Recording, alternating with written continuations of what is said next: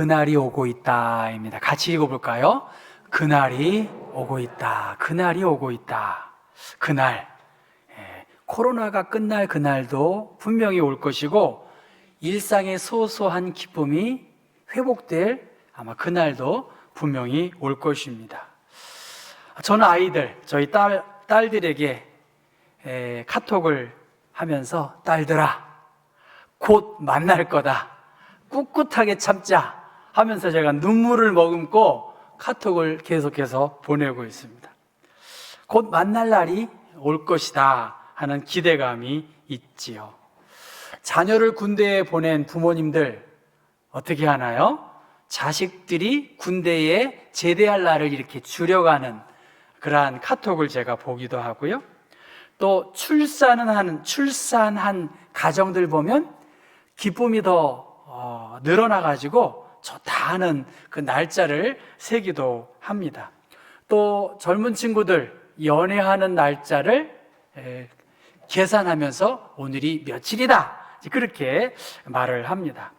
각자의 목적에 따라서 그날의 의미가 다릅니다. 어떤 사람은 빨리 이 일이 맞춰지기를 바라는 의미에서 날짜를 기다리고 있는 사람도 있고, 어떤 사람들은 자신의 꿈이 실현될 것을 기대하고 기쁨이 더 배가 되는, 열매가 더 풍성해질 날을 기억하고 기대하는 기다림을 갖고 있습니다. 우리는 대림절 기간을 보내기 때문에 지금 보라색으로 강단이 꾸며져 있습니다. 소망의 끈을 놓치지 않는 것, 이 고난이 사실은 보라 색깔이거든요. 사람이 멍이 드는 게 보라색이잖아요. 그러니까 고난의 상황 속에서 소망을 잃지 않고 회개하고 우리의 마음을 비우고 기다리는 그러한 것이 바로 대림절을 맞는 그리스도인의 자세이고요. 우리 교회는 11월 마지막 주일 또 영생 주일로 지킵니다. 올 한 해 소천하신 분들을 추모하고 기억을 하게 되는 것이죠. 우리 교회는 그런 의미에서 오솔길만 잘 걸어가도 신앙의 선배들의 흔적들, 그들의 이름 앞에 우리가 머리가 숙여질 수 있습니다. 고인들의 신앙과 삶, 그 신앙의 유산을 내가 잘 간직해서 그 이름에 부끄럽지 않도록 그렇게 살아야 되겠다라고 하는 그러한 다짐을 할 수 있고, 언제 우리의 이름 또한, 언제 나의 이름 또한 거기에 붙여 있을 것이고, 그 이름을 누군가 봤을 때 추모하고 서로 이야기할 수 있는 그러한 것을 생각할 때 나 또한 죽음에서 예외가 될 수 없고, 그러한 의미에서 죽음 앞에서 우리는 집착에서 내려놓아야 하고 삶이 더 단순해져야 되겠다 하는 그러한 마음을 갖게 됩니다. 그날이 오고 있다. 오늘 23장 1절의 말씀 보면 미래의 왕 메시아가 올 것이다. 메시아의 통치의 날이 올 것이다. 혹은 의로운 가지, 다윗의 한 가지를 통해서 메시아가 올 것이다. 그가 오시고 계시다. 그가 이 땅을 통해서 때가 가까이 와서 하나님의 공의가 이루어질 것이라고 그렇게 예레미야 선지자는 예언하고 있습니다. 오늘 이 23장 5절의 말씀, 나 여호와가 말하노라. 보라, 때가 이르리니 내가 다윗에게 한 의로운 가지를 일으킬 것이다. 그렇게 말합니다. 지금 왼쪽에 있는 저 나무는 잘려 있잖아요. 이새의 나무가 잘려 있는데 거기에서 작은 싹이 나서 이렇게 가지가 이렇게 조금씩 이렇게 커 나가는 것, 그것을 그림으로 표현하고 있고요. 오른쪽에는 다윗 언약의 성취자가 누구라고요? 예수 그리스도를 통해서 다윗을 통한 하나님의 약속이 이어질 것을 그렇게 이야기하고 있습니다. 그래서 다윗에게서 의로운 가지가 돋아날 것이다. 그날이 다가오고 있다. 그렇게 이야기하는데, 그날은 어떤 날이냐면 23장 1절부터 4절까지 말씀 보면 악한 목자가 양들을 흩트고 이간질시키고 분열과 어려움을 주고 있는 그러한 상황입니다. 왜 이스라엘에게 이러한 어려움이 있었을까? 그것입니다. 지금 예레미야는 요시야부터 시드기야까지 5 왕이 걸쳐서 예언 활동을 했습니다. 유다 왕국 말기의 시드기야 왕까지 이스라엘이 바벨론에 멸망하는 여러 환경들을 눈으로 체험했고, 예레미야는 이집트에 끌려가서 감옥도 살고 거기에서 생을 마감하는 그러한 상황입니다. 무엇 때문에 이스라엘이 바벨론에 망하고 또 외교적인 역량을 드러내지 못해서 애굽으로부터 도움을 받지 못했을까? 왜 이스라엘이 나라를 잃고 포로 생활을 했을까? 결정적인 이유는 지도자들의 문제입니다. 지도자들이 타락했기 때문에 거짓 목자가 양떼를 나누고 양떼를 잘 이렇게 돌보지 못한 그러한 비참한 상황에 대해서 예레미야는 안타까워합니다. 그 거짓 목자를 하나님께서 심판하실 것이고 새로운 양떼를 돌볼 목자를 내가 보내줄 것이다, 그렇게 말씀을 하고 있습니다. 우리가 알고 있는 예수님의 다른 이름을 나는 선한 목자다. 선한 목자는 양들을 위하여 목숨을 버릴 것이고, 요한복음 10장 28절의 말씀 보면 내가 그들에게 영생을 주노니 영원히 멸망하지 않도록 내가 너희들을 영원한 생명을 주시겠다라고 이야기한 것이죠. 이것으로 미루어 봤을 때 다윗의 가지에서 메시아가 나타날 것이고, 그 메시아가 다윗의 언약을 이루실 예수 그리스도가 우리의 참 통치자이시오 지도자가 되어주실 그날이 가까이 오고 있다는 거예요. 이스라엘의 현재의 형편, 비록 나라는 흩어져 있고 하나님의 심판의 계획은 계속해서 이루어졌지만, 흩어진 이스라엘 민족을 하나님께서 정의와 공의로 통치하실 한 목자가 이 땅에 오셔서 우리를 안전하게 돌보아 주실 것이라고 예레미야 선지자는 예언하고 있습니다. 다윗의 가지에서 한 싹이 날 것이다. 비록 심판에 어려움이 있었지만 메시아가 다윗의 혈통에서 날 것을 예언한 것입니다. 그것을 스가랴에서는 대제사장 여호수아야, 너와 내 앞에 앉은 내 동료들은 내 말을 들을 것이니라. 이들은 예표의 사람들이니라. 내가 내 종 싹을 나게 하리라. 싹이 계속 반복이 되는데, 스가랴 6장 12절 말씀 같이 한번 읽어볼까요? 만군의 여호와께서 이같이 말씀하시되 보라, 싹이라. 이름하는 사람이 자기 곳에서 돋아나서 여호와의 전을 건축하리라. 그렇게 예언하고 있습니다. 그리고 이사야서 11장에는 이새의 줄기에서 한 싹이 나며 그 뿌리에서 한 가지가 나서 결실할 것이다. 그리고 한번 11장 10절 읽어볼까요? 그날에 이새의 뿌리에서 한 싹이 나서 만민의 기치로 설 것이요 열방이 그에게로 돌아오리니 그가 거한 것이 영화로우리라. 또 미가서 5장 2절의 말씀을 요한복음은 그렇게 인용합니다. 그리스도는 다윗의 씨로 또 다윗이 살던 마을 베들레헴에서 나오리라 하지 아니하였느냐. 600년 전에 예레미야 선지자를 통해서 메시아가 이 땅에 와서 공의와 지혜로 우리를 통치하실 것이다. 그것을 예언하고 있는 그러한 말씀이 계속해서 나옵니다. 그리고 요한계시록 22장에는 같이 읽어보겠습니다. 나 예수는 교회를 위하여 내 사제를 보내어 이것들을 너희에게 증언하게 하였노라. 나는 다윗의 뿌리요 자손이니 곧 광명한 새벽별이라. 명성이에요. 그게 한자 이 중국어 성경으로는 명성, 새벽별, 광명한 새벽별로 다윗의 뿌리요 자손인 예수 그리스도가 이 땅에 오실 것을 요한계시록에 또 다시 오실 예수 그리스도이시겠죠. 그는 목자같이 양떼를 먹이시며 어린 양을 그 팔로 모아 품에 안으시며 젖먹이는 암컷들을 온순히 인도하시리로다. 그렇게 약속하고 있습니다. 그러니까 하나님의 약속이 다윗을 통해서 이어질 것을 예레미야 선지자는 이야기하고 있습니다. 그러면 예수 그리스도가 이 땅에 오셔서 다스리시는 그의 나라는 어떻게 될까? 5절 중간 부분 보면 그가 왕이 되어 지혜롭게 다스리며 세상에서 정의와 공의를 행할 것이다.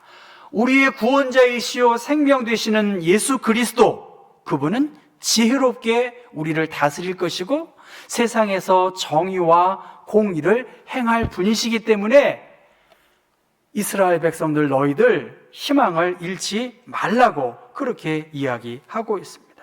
그래서 6절 말씀 보면 세번역 성경에 그는 왕이 되어 슬기롭게 통치하면서 세상의 공평과 정의를 실현할 것이다 라고 말하고 있습니다. 그리고 그의 날에 유다는 구원을 받겠고 이스라엘은 평안히 살 것이며 그의 이름은 여호와 우리의 공이라 일컬음을 받으리라 그렇게 말합니다. 지금 지혜롭고 의로운 왕으로 기대했던 시드기야, 그 시드기야의 뜻은 여호와는 의로우시다라는 것이 시드기야의 이름입니다. 그것이 히브리 발음으로 체드케누 그렇게 말하는데 이 의로운 가지가 체드케누라고 하는데 의로운 가지와 시드기야의 말이 비슷하다는 것입니다. 여호와가 의로우시다. 같은 의로운 뜻을 지니고 있는데 이 시드기야 왕은 그가 이스라엘을 다스릴 때 공동체를 성실하게 신실하게 그리고 이스라엘을 어려움에서 해방시켜 줄 것을 기대했지만 오히려 시드기야는 하나님을 떠난 지혜롭지 못한 그러한 왕으로 사람들로부터 하나님으로부터 버림을 당하게 되었습니다. 그러니까 예레미야가 말한 한 의로운 가지는 시드기야가 아니라 다윗의 후손을 통해서 출현할 그분이 우리의 의로운 공의로운 통치자가 될 것이라고 그렇게 예언한 것입니다. 그래서 하나님께서 시드기야를 멸하고 하나님의 뜻을 따라 공의롭고 자비롭게 통치할 메시아, 그 메시아를 친히 이 땅에 보내주시겠다. 하나님 자신이 의로운 지도자가 되어서 이 땅에 오시겠다라고 그렇게 예언하신 것입니다. 누가복음 1장 32절과 32절의 말씀, 33절의 말씀 보면 그가 큰 자가 되고 지극히 높으신 이의 아들이라 일컬어질 것이요 주 하나님께서 그 조상 다윗의 왕위에 그에게 주시리니 영원히 야곱의 집을 왕으로 다스리실 것이며 그 나라가 무궁하리라 라고 그렇게 말하고 있습니다. 사람들은 시드기야에게 기대했고 시드기야는 이집트가 이 어려움에서 우리를 건져줄 것이라고 기대했지만 시드기야의 기대와는 달리 이 이집트, 애굽은 아무런 도움을 주지 않아서 오히려 남유다가 멸망을 초래할 수밖에 없었다는 것입니다. 오늘 우리들은 이 팬데믹 확산으로 인해서 전례 없는 변화와 어려움을 겪고 있습니다. 특별히 젊은 세대들 공정성의 문제를 제기하고 있고 정의로운가 그 문제에 대해서 이야기합니다. 그리고 기후변화에 대해서 역병 확산의 원인이 이 기후 환경을 환경을 간과해버린, 그렇기 때문에 이 환경을 지켜내야 한다는 그러한 많은 생각 속에서 코로나를 우리가 위드 코로나 하면서 여러 어려움을 갖고 있습니다. 어떻게 보면 우리가 기대했던 시드기야, 그가 우리의 제도권 안에서 우리가 기대했던 통치자들, 지도자들이 그 역할을 다하지 못하고 오늘 우리들은 새로운 지도자를 기대하고 있기도 합니다. 과연 이 변화의 시기에 우리의 신앙생활은 어떠한가? 어느 교단의 통계를 보니까 한 해에 10만 명의 교인이 줄었다는 거예요. 여러분 10만 명, 우리 교단이 30만 명이 안 돼요. 우리 기독교 장로회가 10만 명이 줄었다는 거예요. 이 10만 명은 계산해 보면요 100명 모이는 교회 1000개가 사라진 거예요. 우리 교회 같은 교회가 1000개가 이 코로나 상황에서 없어졌다는 거예요.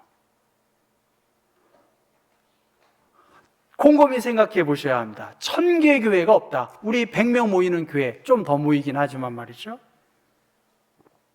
무한 경쟁 시대에 살고 있습니다. 우리가 생각한 은행, 전 조흥은행, 상업은행, 영원히 조흥으로 갈 줄 알고 상업으로 갈 줄 알았는데 한일은행도 없잖아요. 그렇죠? 은행도 없어지는 그러한 상황입니다. 기업, 어느 한순간에 사라지고 있습니다. 이 위기의 상황에서 특별히 나라가 죽고 사느냐는 그 위급한 상황에서 지금 예레미야는 지도자를 기다리고 있고, 그가 기대했던 시드기야는 죽고 하나님이 통치하시고 다스리실 지혜롭고 공의로운 그분이 우리의 통치자가 되어줄 것을 기다리고, 다윗의 자손으로 이 땅에 오신 예수 그리스도, 그분만이 우리의 참 구원자이시고 생명의 주인이시다. 이 어려움을 너희들이 잘 극복하라. 그렇게 예레미야를 통해서 말씀을 하고 있는 것입니다. 한번 여러분 23장 8절 말씀을 같이 한번 읽어보겠습니다. 이스라엘 집 자손을 북쪽 땅 그 모든 쫓겨났던 나라에서 인도해내신 여호와의 사심으로 맹세할 것이며 그들이 자기 땅에 살리라 하시니라. 지금 북쪽 땅은 바벨론이에요. 바벨론으로부터 해방될, 그리고 우리의 고향 본토 친척집, 우리의 고향에서 영원히 살 수 있는 그러한 출애굽 사건 이상의 하나님의 구원의 행위를 통해서, 예수 그리스도를 통해서, 십자가의 사건과 부활 사건을 통해서 하나님의 나라와 하나님의 위로를 이룰 수 있는 그의 나라에서 안식할 날이 있을 것을 기대하면서 살아가라고 그렇게 말합니다. 그래서 세번역 성경에서 말씀을 8절을 보면 이스라엘 집의 자손이 쫓겨가서 살던 북녘 땅과 그 밖의 모든 나라에서 그들을 이끌어내신 주의 살아 계심을 두고 맹세할 것이다. 그때에는 그들이 고향 땅에서 살 것이다. 우리의 영원한 고향, 하나님께서 창조하신 본래의 그 땅에서 영원히 살 것인데, 그 메시아가 통치하시면, 예레미야는 3번에 걸쳐서 이 하나님의 약속을 반복하고 있는데요, 여러분 같이 한번 읽어볼까요? 보라, 내가 그들을 돌보아줄 참된 목자를 세우리라. 보라, 때가 이르리니 내가 다윗의 가문에서 의로운 가지를 하나 일으켜 세우리라. 그러므로 보라, 나는 이 백성을 고향으로 되돌아오게 하고야 말리라.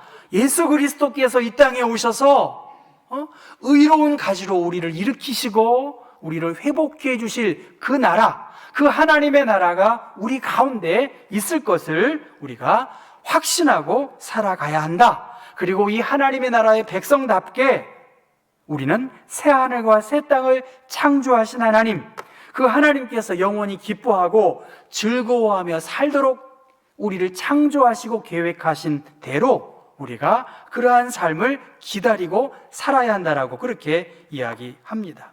김남조 시인이 가고 오지 않는 사람이라는 그러한 시를 썼습니다. 가고 오지 않는 사람이 있다면 더 기다려 줍시다. 더 많이 사랑했다고 부끄러워할 것은 없습니다. 더 오래 사랑한 일은 더군다나 수치일 수 없습니다.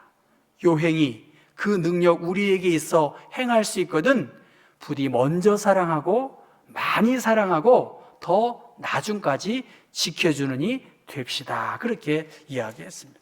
가고 오지 않는 사람이 있다면 어떻게 해야 할까요? 기다려줘야 한다는 거예요.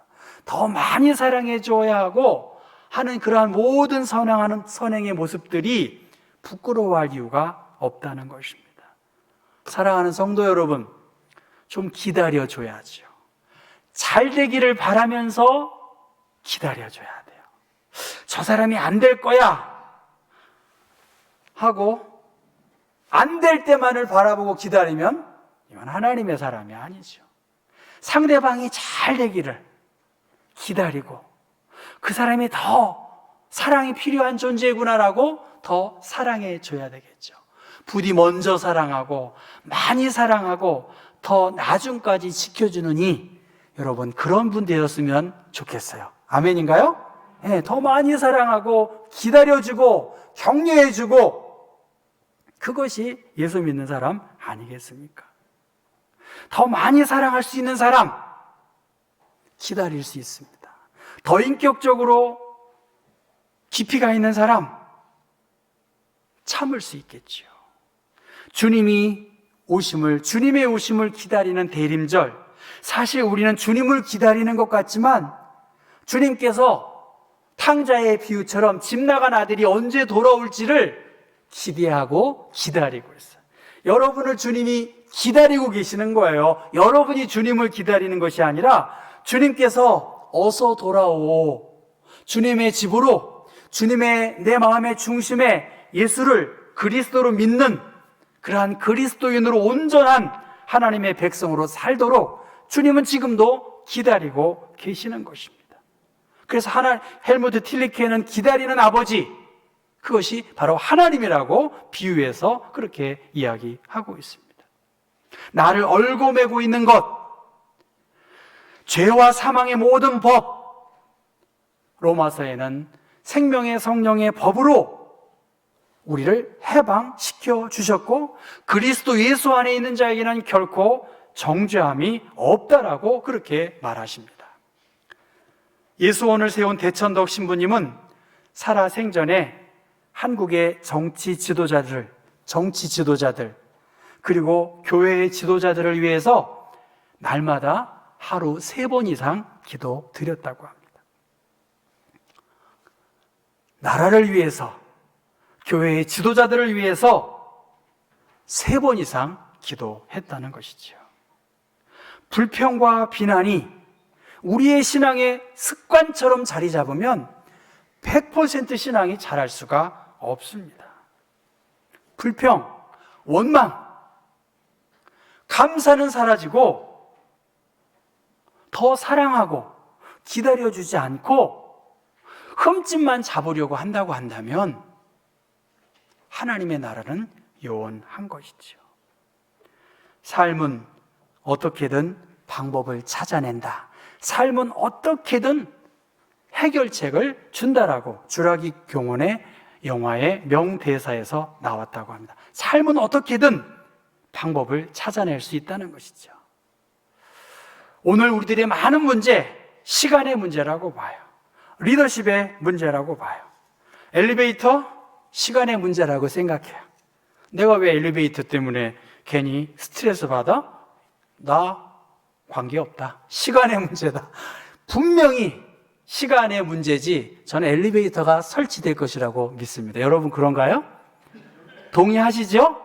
시간의 문제인데 한 목사가 괜히 엘리베이터 가지고 내가 너무 머리 아프면 안 되겠다, 그런 생각을 하게 됩니다. 하나님의 교회, 하나님의 때에 맞게 하나님의 사람들을 통해서 이 일이 이루어지고 있는 것이지 어떻게 인간적으로 할 수가 있겠습니까? 지금 예레미야는 통찰력을 갖고 있었습니다. 그는 기다릴 줄 알고 부끄러움을 알고 더 많은 사랑을 하나님의 사람으로 실행을 했습니다. 포로로 끌려가고 성전이 무너질 것을 알고 있음에도 불구하고 세상의 주관자가 하나님이심을 알았기 때문에 절망 속에서도 좌절하지 않고 포기하지 않고 장차 예수 그리스도를 통해서 이루실 하나님의 나라, 구원의 백성으로의 기쁨을 기대하며 살았습니다. 오늘 다윗의 동네에 너희를 위하여 구주가 나셨으니 곧 그리스도 주시니라. 예레미야가 예언한 이 말씀이 600년 뒤에 사도 누가를 통해서 이루어졌고, 그 예수 그리스도는 우리의 구원자이시고 영원한 통치자가 되셨습니다. 모세 벤 바이몬이라고 하는, 또 유럽식 표기로 마이모니데스라고 하는 유대인 철학자이면서 의사가, 그가 새로운 절기에 제사장들이 이 뿔, 양각 나팔로 나팔을 불 때 그는 이렇게 생각을 했다는 것이죠. 신년의 축제를 알릴 때 그는 이렇게 생각했어요. 깨어나라, 너 잠자는 자여. 너의 창조주를 기억하고 회개하라. 그림자를 찬양하는 사람이 되지 말고 공허한 것을 참느라 인생을 소비하는 자가 되지 말라. 너의 영혼을 들여다보라. 너의 악한 방법과 생각에서 떠나라. 떠나고 하나님께 돌아오라. 그리하면 하나님께서 너를 긍휼히 여기시리라. 나팔이 울릴 때 저 철학자는 그러한 생각을 품게 되었다고 그렇게 이야기합니다. 사랑하는 성도 여러분, 우리는 하나님의 나라의 백성으로서 그 나라의 주인으로 기쁨과 즐거움 속에서 살도록 그렇게 이야기했고, 하나님의 통치하심, 하나님의 다스리심, 저 왼쪽은 다 불타서 살림이 훼손된 가운데에서, 불탄 가운데에서 한 싹이 돋아나서 저 숲을 이룰 수 있을 것이라고 하는, 그것이 우리 그리스도인들의 신앙이고, 그 불탄 가지에서 싹이 나서 메시아가 이 땅에 오셔서 우리를 통치하시고 온 세상을 하나님의 공의로 이끄실 그 메시아가 오심을 우리는 기다리고 소원해야 될 것이고요. 예수님은 내가 길이고 진리고 생명이라고 말씀하셨습니다. 주님의 날, 우리가 소망하고 기대하는 그날은 올 것입니다. 오늘 나에게 주어진 오늘 하루, 지금 이 시간에 나의 결심, 그것이 영원과 이어질 수 있도록 우리는 주님을 믿는 사람으로서 다시 오실 주님을 기대하고 말씀에 비추어서 삶을 통해서 내 자신을 살필 뿐만이 아니라 마음의 촛불을 밝힘으로 말미암아 어두움을 몰아내고 빛 대신 주님을 우리의 마음 중심으로 모실 수 있기를 주님의 이름으로 부탁합니다.